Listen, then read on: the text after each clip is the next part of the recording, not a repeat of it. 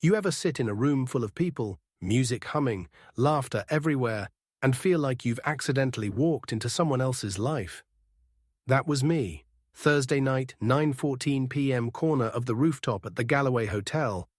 The only reason I remember the time is because I checked my watch for the 6th time and realized I hadn't spoken to my wife in almost an hour. Her name is Celine. Celine Prescott. Not a flashy name, but somehow she made it sound expensive. She used to be quiet, not shy, just thoughtful. But that was before Marlin and Blake. Before the job, before she started coming home with inside jokes I didn't understand and perfumes I hadn't smelled before. The invitation was last minute. She told me that morning over burnt toast. "I think you should come tonight. My team's throwing a mixer for Mr. Blake. It's kind of a big deal." Mr. Blake, the new co-owner. The one she said looked like someone from an indie movie she wouldn't stop talking about. I said, yes, of course. What husband doesn't show up when his wife says kind of a big deal? I wore the wrong thing. Khakis, loafers, a button-up that made me look like I was trying too hard. Everyone else looked curated, effortless, in that way rich people somehow are. Meanwhile, I was sweating through the back of my shirt like it was high school picture day. She introduced me to a few people in a blur. "This is Rory," she said with a polished smile. "Not my husband, Rory. Just Rory." One guy nodded without even making eye contact. Another asked what I did, and when I said data audits, he immediately turned to talk to a woman in sequence. That was the extent of my welcome committee, and then she disappeared. No goodbye, no be right back, just a slow walk across the floor toward a velvet booth where Mr. Blake was seated. She touched his shoulder when she leaned in, whispered something. He laughed. She stayed. I watched drink untouched in my hand, jaw clenched. I wasn't angry, not yet. I just felt stupid. Like someone who showed up to a play after the final act. A woman walked past me and muttered, "I thought he came alone." I don't think she meant for me to hear it. I left quietly. No scene, no note. Just walked out the way I came in, past the doorman who gave me a pity smile. And 10 minutes later, just as I was pulling out of the parking garage, her name lit up on my phone. Text message, one line. "Come back, please." She'd acted like I didn't exist all night. But now, suddenly, I mattered. I stared at the message, car still in park. And for reasons I still can't explain, I didn't respond. Not yet. I didn't go back. Not that night. I drove aimlessly for a while, ended up in a Taco Bell parking lot at nearly midnight. I just sat there with the engine running and the same message open on my phone. "Come back, please." No emoji, no follow-up. Like she assumed those 3 words would undo the 2 hours she spent pretending I wasn't breathing the same air. What stuck with me most wasn't the text. It was the timing. She sent it exactly 9 minutes after I left. Not 3, not 20, 9, like something had happened or was about to happen. And for a split second, I had a sick thought. Did I interrupt something just by being there? I didn't answer her. I didn't block her either. I just watched the text fade further down my screen as the clock pushed into early morning. Eventually, I drove home. She wasn't there. I didn't expect her to be. When I unlocked the front door, our dog Winnie didn't even bark. She just gave me that confused look dogs give when you're home at the wrong time. I grabbed a blanket from the hallway closet and crashed on the couch. My mind was loud, but my body was done. It felt like I'd run a marathon just standing still. She came home around 3:40 a.m. I know because the lock clicked and I half opened one eye. She stood in the entryway like she wasn't sure whether to come in or walk back out. Her heels were in her hand. Her makeup looked blurred, not smudged like crying, more like it had been kissed off or wiped off in a hurry. She didn't see me on the couch. She went straight upstairs, quiet as a whisper. I didn't say anything. I just listened. Closet doors, a drawer, the bathroom faucet, her phone buzzing twice, and then silence. In the morning, she acted like she had just come back from a jog. She was already up when I walked into the kitchen, hair tied back, coffee brewed, phone face down. She didn't say good morning, just "you didn't come back." I looked her dead in the eyes and asked, "Why did you text me?" She didn't blink. "Because you left." That's not a reason. She shrugged, that same damn shrug that used to seem cute when we were dating. Now it felt like a deflection. She looked down into her mug like it held the answer she didn't want to say out loud. Then she finally spoke. Blake asked where you were. Blake, her boss. That same Blake she laughed with like they shared a secret language, the same one who touched the small of her back like he owned it. She made it sound like the only reason she cared I left was because Blake noticed I was gone. I felt my throat go dry. Did he say anything else? She looked at me for a long moment, then he said, "You seemed distant." I wanted to laugh. I was distant. I wasn't the one orbiting another man like a planet caught in his gravity. I wasn't the one who introduced my own husband like a footnote, but I didn't say that. I just said, right. She reached for her phone and tapped something quickly. Her fingers were shaking, but she tried to hide it by brushing her hair back. Then she said, "You overthink things, Rory. You always have." It wasn't the first time she'd said that, but this time it didn't feel like an observation. It felt like a weapon. She kissed me on the cheek before leaving for work. A soft robotic kiss, like the kind you give someone in front of your parents when you're trying to keep up appearances. As the door shut behind her, I finally opened the browser on my phone and searched how to know if your wife is emotionally cheating. What came up next made my stomach twist. Half the signs were already true. The rest were lining up like dominoes. And there was one moment from the night before I hadn't fully processed yet. Something I only remembered now that I was alone, thinking too hard. When I left the event, I passed a table on the patio. A man in a silver jacket had been sitting there alone, watching everything. He looked right at me as I walked by and said, "Rough night, huh?" I'd nodded, not really thinking. But now I realized something. He wasn't on the guest list, and he wasn't holding a drink, just a phone facing the rooftop recording something or someone. And suddenly I knew I hadn't just walked out of the party. I'd walked out of a setup. I couldn't get his face out of my mind. That guy on the patio, silver jacket, phone angled like he was live streaming the apocalypse. He didn't blend in with the rest of them. He wasn't smoozing with cocktails or clapping at speeches. He just sat there like a ghost with a purpose. And when he looked at me and said, "Rough night, huh?" It wasn't sarcastic. It wasn't even sympathetic. It was like a man who already knew exactly what had gone down, and maybe even why. Later that day, while Celine was still at work, I did something I hadn't done in years. I opened her old MacBook.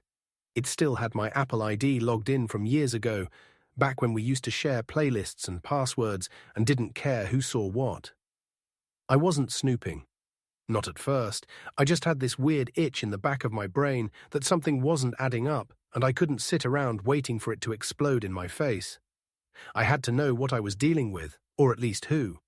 That's when I saw it. The airdrop history, a file received 2 nights ago, the same night as the rooftop event from a device named MB-Guest05. I opened it. A single video only 20 seconds long. No sound shot from an angle facing the Velvet Lounge area, the same booth where Celine had been with Blake. In it, you see her laughing. Then Blake reaches out and brushes something off her neck, except there's nothing there. She lets him, doesn't even flinch. Then he leans in and whispers something, lips almost grazing her ear. She laughs again. Then he touches her knee. She doesn't move it. End of video. I stared at the screen like it was radioactive. I didn't know what to feel first. Betrayal, confusion, nausea. The worst part wasn't that she let it happen. The worst part was how natural it looked, like it wasn't the first time. I closed the laptop, breathing hard, hands cold. I wasn't crazy. I wasn't imagining things. That man on the patio, the one with the silver jacket, he'd sent that video. And now the question was why. Was it a warning, a threat, a favor? I didn't know, but I knew where to start. The hotel. That evening, I drove back to the Galloway.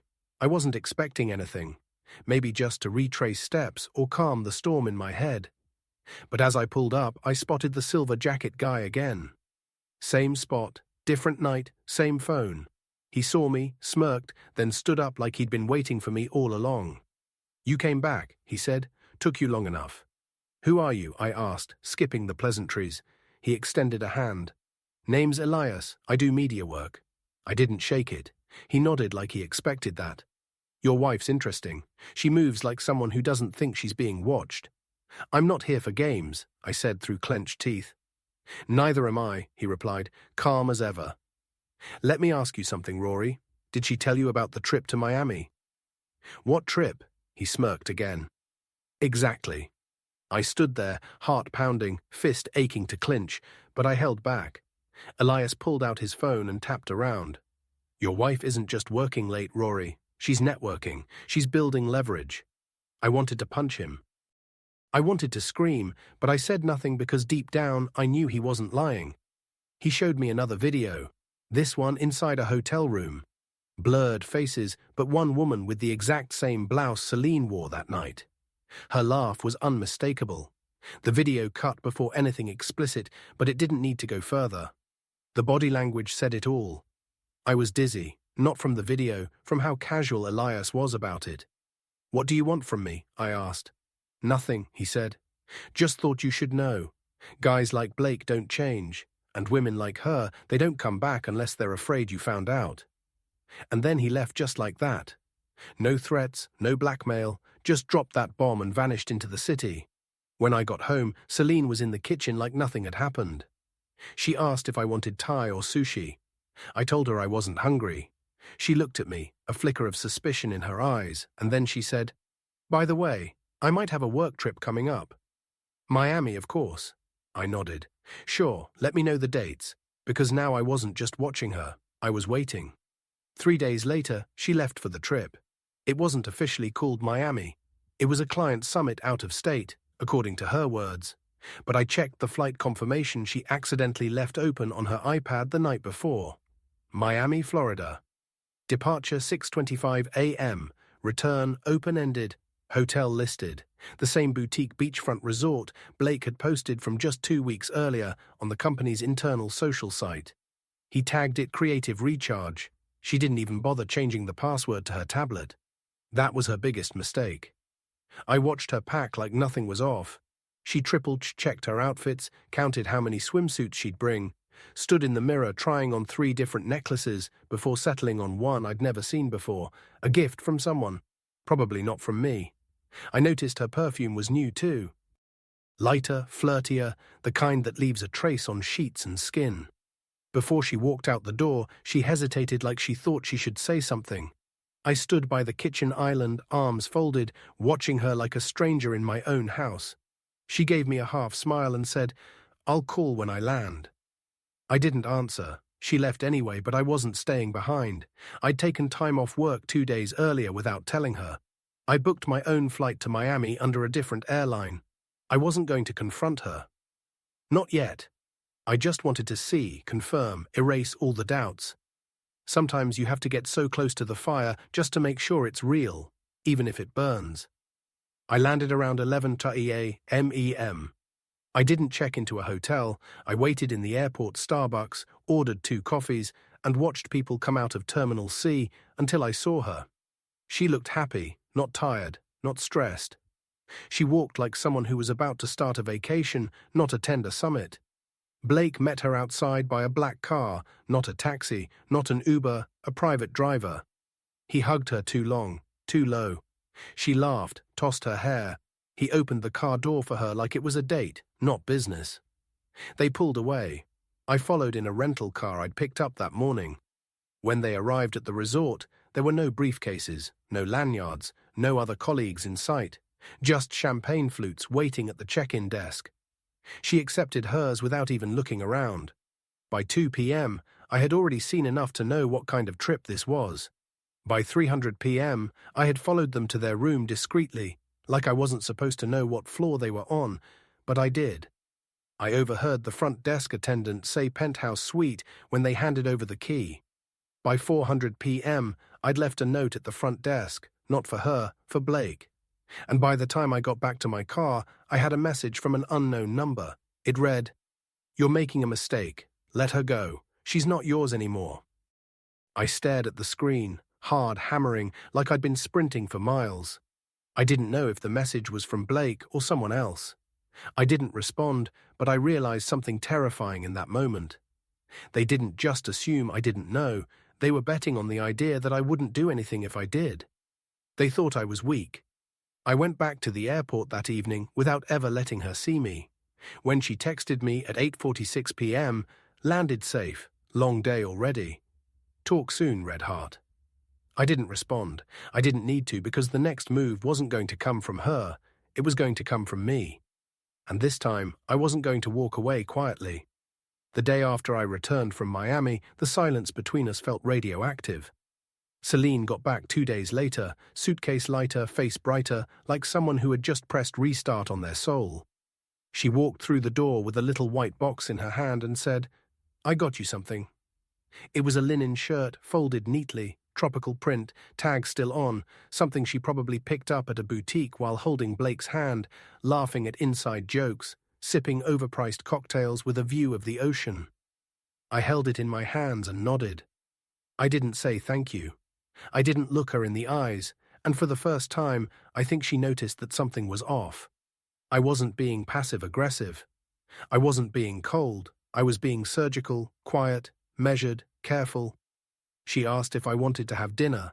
I said I had work. She asked if I was okay. I said I was tired. She didn't push, which told me everything I needed to know. She had something to hide, and she was terrified of what I might already know. What she didn't know was that while she was gone, I wasn't just waiting around. I was talking, connecting dots, pulling threats. I remembered something Elias said about leverage. That word stuck with me. Blake wasn't just having an affair, he was building something with her. And that meant they weren't being stupid. They were being strategic. The lies weren't random, they were rehearsed. I went through our shared storage account online, the one we used to dump files, tax forms, travel itineraries. Celine forgot I still had access. Or maybe she thought I'd never check, but buried in a subfolder labeled Work Docs was a scan lease agreement. A luxury apartment in her name, not far from Blake's penthouse. Signed 2 weeks ago. Move-in date in a month. Rent for $1,800 a month. She hadn't told me anything about moving. Not a word, but she'd already planned her exit. It got worse. I dug deeper and found email threads between her and a property manager using her personal Gmail account. In one of them, she specifically asked about adding a second occupant after the first month of lease. She didn't name Blake. She didn't have to. He was already listed as an emergency contact. His phone number, his office email, his initials on the final page of the application. They were planning a life together without me. Not just a fling, not just hotel rooms and lies, a full relocation. She was going to leave me and never even tell me to my face. I felt like my ribs were made of glass. Everything inside me cracked at once, and yet I didn't confront her. Not yet, because something told me this wasn't just about her betrayal. There was something else beneath all of this. A current I hadn't touched yet. I needed to know why. Why me? Why now? What made her decide to ruin a marriage so quietly and so completely? That night I called Elias. He picked up on the second ring. "I know they're planning something," I said. He paused for a moment, then, "You're not wrong. You said she was building leverage. What does that mean?" "I didn't want to get involved this far," he said, "but you're already in it. So I'll tell you this, Blake doesn't just sleep with women. He turns them into tools. He positions them, gives them titles, lets them believe they're rising until they're too deep to walk away. And Celine, she's been promoted twice in 6 months, hasn't she? No degree, no corporate background, but she suddenly has her name on press releases and internal briefings. I went cold. "Yes," I said. "That's not because she's smart, it's because she's obedient." The word hit me like a slap. I hated it. I hated him for saying it, but part of me already knew it was true. She hadn't just fallen for him, she bought into his system, sold herself into it willingly. And then Elias said one more thing. Something I will never forget. "Did she tell you she's pregnant?" I froze. "What?" I overheard Blake talking at that hotel bar. Said something about handling a situation before it gets messy. He was drunk, loud, not careful. I didn't hear everything, but it wasn't just business. I felt like the air had been punched out of me. My knees almost buckled because 3 weeks earlier, Celine had casually mentioned she'd skipped her period. Said it could be stress, travel, maybe hormones. She brushed it off. Said she'd take a test if it didn't show up in a few more days. And I hadn't thought anything of it. Now I did. And suddenly, I wasn't just a man watching his marriage die. I was a man staring into a question that could break what little was left of me. What if the child she's carrying isn't mine? I didn't cry. I didn't scream. I just sat down in the kitchen, turned the lights off, and stared into the dark because I needed to know how far she'd gone before I decided how far I'd go. I wasn't planning revenge. I was planning an ending she would never see coming, and it wouldn't be loud. It would be clean. I didn't sleep that night. I lay on her bed, her side empty, staring up at the ceiling fan as it spun slow circles, trying to make sense of what I knew and what I suspected. The idea that she might be pregnant was already enough to short-circuit every sane part of my brain. But what Elias told me went beyond anything I was prepared to deal with. He made it sound like Celine wasn't just cheating. She was being used, and not by accident. The next morning, she was oddly affectionate, made coffee, cooked eggs, even offered to drive me to work, something she hadn't done in years. I declined. I watched her closely. She moved lightly with ease, like she'd gotten what she wanted, and now just had to act long enough for the pieces to fall into place. She kissed me goodbye and smiled, as if the guilt had either been processed or buried so deep, even she forgot it existed. The minute the door closed, I opened her laptop again. I wasn't looking for more evidence. I had enough to burn the whole house down, but something had been bothering me. Why the silence? Why hadn't she already made her move? She had the apartment, she had the affair, she had Blake, and yet she stayed, played wife, made eggs. That's when I found a folder titled Pinning Contracts, hidden inside another labeled Personal Docs. Inside were PDFs, contracts from Blake's firm, all signed electronically. But one stood out. It was dated 2 months ago. A clause in it referenced a bonus package triggered by post-Ivor's executive transition. My name was literally listed as a bullet point. Rory Prescott's spousal coverage buyout. My stomach dropped. They weren't just planning to move in together. They were planning to monetize my divorce. It made sense now. She wasn't leaving yet because she needed to cross a few more lines on her checklist. Timing, publicity, legal shielding. I wasn't a husband anymore. I was a number and a file, a liability.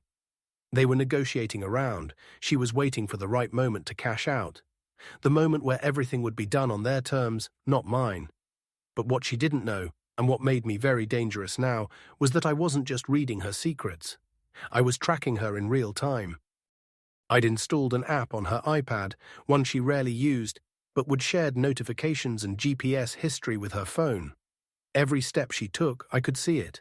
Her calls, her texts, not the contents, but the frequency, timestamps, and sometimes the metadata. And 2 nights later, she made a mistake. She told me she was going to visit her cousin Marcy and Buckhead. I nodded, didn't question it, but within 20 minutes, her GPS pinged her at a parking garage downtown, same street where Blake's firm had a satellite office. Then she moved again into the tower up 12 floors, then back down, then over to the Ritz-Carlton across the street. Suite 2410. She stayed there for over 4 hours. When she came home, I didn't say a word, but I recorded everything, logged the times, matched the movement to her calendar, and something stood out.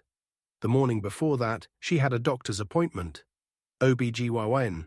She didn't mention it, just said she had some errands after work. That night, I watched from the bedroom as she entered something into her laptop. Her back was to me, shoulders stiff. She typed fast, nervous, clicked, paused, clicked again, then shut the screen. When she went to shower, I opened the lid, and there it was. A message draft. Address to Blake. Subject line confirmed. No body text, just that she hadn't sent it yet. She was waiting. That word confirmed. It echoed in my brain like a siren in a tunnel. She was pregnant, and she hadn't told either of us yet. I sat back, frozen. I didn't feel hate. I didn't feel rage. What I felt was worse. Cold clarity.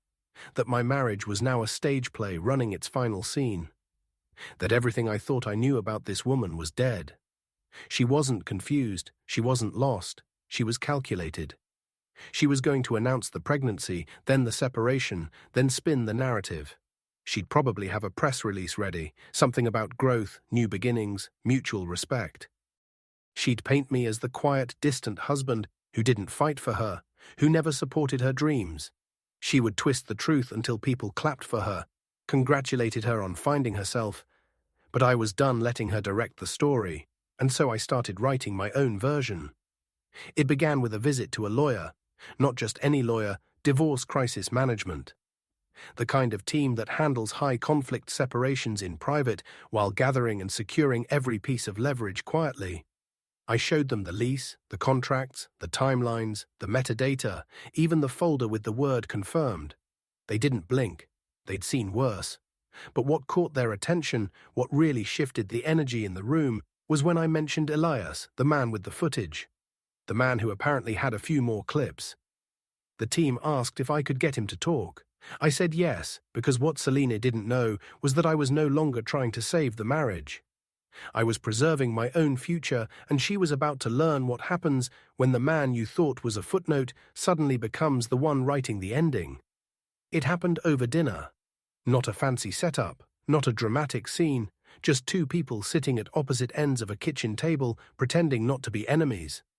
She'd made pasta, her go-to comfort food that she cooked whenever something was heavy on her mind. That should have been the clue, but I played dumb. I cut my food slowly, drank water instead of wine, and waited for her to speak. She didn't right away. She circled the topic like a shark waiting for blood. Small talk, light laughs, questions about my day, all the usual noise people use when they're too scared to say what matters.